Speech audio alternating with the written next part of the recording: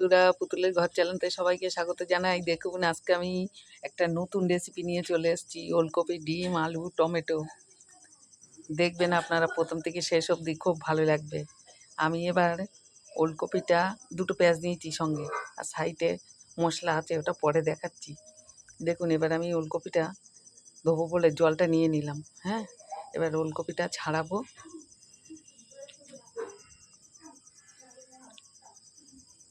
একদম নতুন ধরনের একটা রেসিপি, আপনারা দেখবেন খুব ভালো লাগবে। একদম সময়ও লাগবে না, খুব তাড়াতাড়ি হয়ে যাবে, খেতে খুব সুস্বাদু। একবার খেলে আবার আরেকদিন করে খাবেন, মানে এমন আর কি হবে। দেখুন আমি ছাড়িয়ে নিয়েছি ওলকপি দুটো, আলু তো আগেই ছাড়ানো ছিল, টমেটো সব জলে ধুয়ে পরিষ্কার করে নিয়েছি। এবার আমি ওলকপিটা কাটবো, পিস পিস করে কাটা হয়ে গেছে।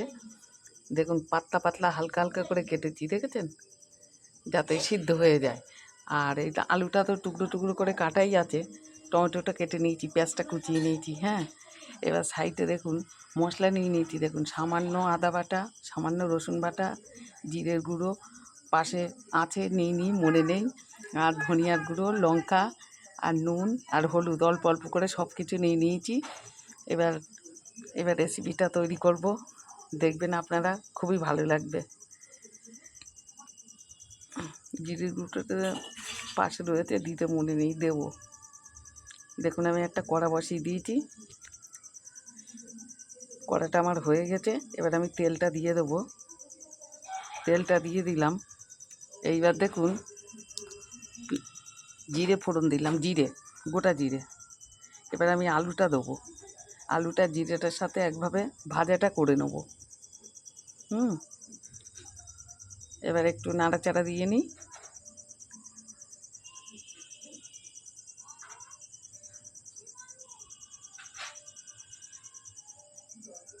করতে একদম ঝামেলা না, খুব সমস্যা না, খুব তাড়াতাড়ি হয়ে যাবে, দেখবেন খুব ভালো লাগবে। আলুটা একটু ভেজে নিই। এইবার দেখুন আমি পেঁয়াজটা দিয়ে দিলাম, পেঁয়াজটা আলুটার সাথে একসাথে ভেজে নেব। ওলকপিটাও আমি দিয়ে দেবো পরেই, ওলকপিটাও এটার সাথে আমি একসাথে মিক্সড করে ভাজা করে নেব।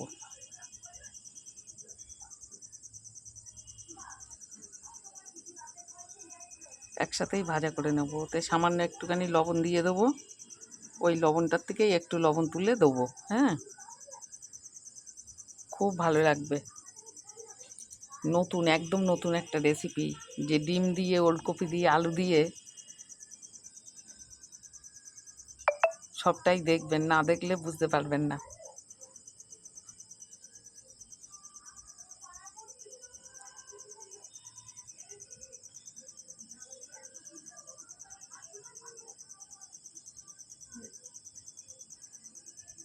একটু নাড়াচাড়া দিয়ে দিই।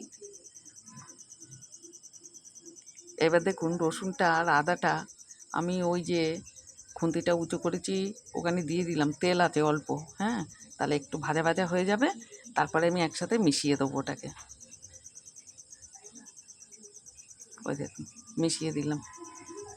এবারে আমি মশলাটা দেবো। হ্যাঁ, দিয়ে দেখুন মশলাটা দিয়ে দিলাম, জিরের গুঁড়োটা নিয়েছিলাম পাশে। এবারে আমি একটু জল দিয়ে দিলাম। তো এবার একটু এটাকে দিয়ে কষিয়ে নিই।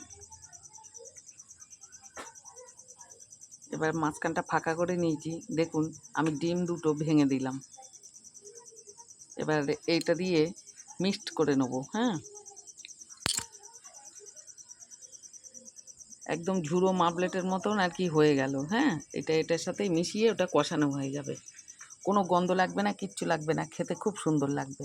আমি পাশে গরম জল বসিয়েছি, এই জলটাই আমি দিয়ে দেবো। এই রেসিপিটা খেতে খুব সুন্দর, খুব সুস্বাদু লাগবে।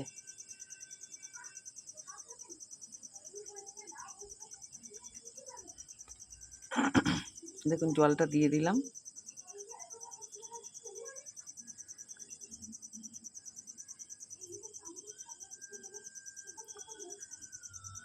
দেখেছেন কি সুন্দর ঝুড়ো ঝুড়ো মতন হয়ে গেছে, ডিমটা ভাজা খুব সুন্দর হবে। এবার আমি গ্যাসের জোরটা কমিয়ে ঢেকে দেবো।